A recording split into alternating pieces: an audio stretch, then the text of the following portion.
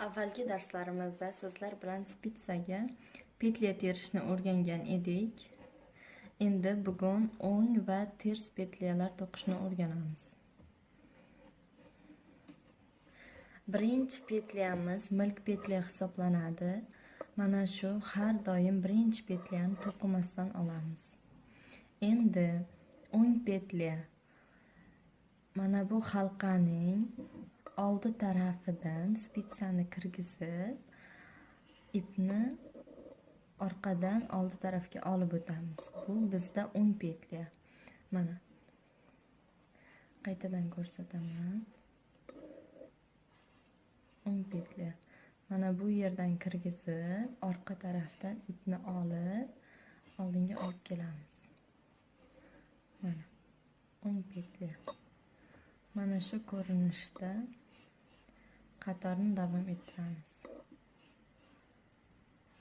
Qatorning oxirigacha o'ng petля bilan to'qiymiz.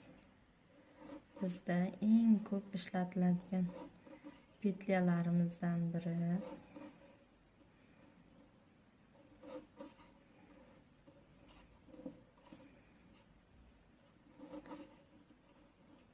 Mana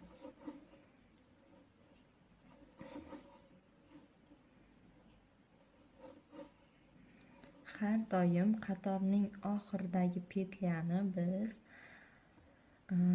ters petля bilan to'qiymiz. Ters petlyani to'qish uchun mana bu ipni chap qo'ldagi spitsani ustiga o'tkazib, o'ng spitsani ipning orqa tarafidan ilmoqqa kirgizamiz va ipni mana shu ko'rinishda chiqaramiz. Bu bizda ters petля bo'ladi.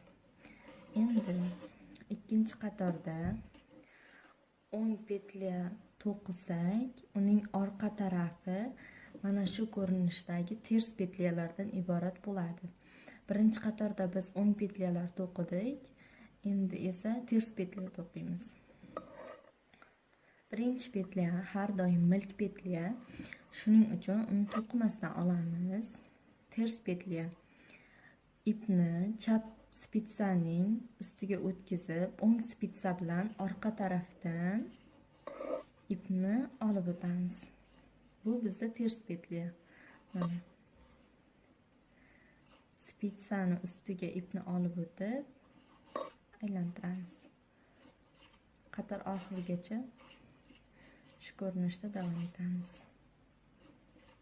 Mana bir necha qator to'qib oldik. Bu tomoni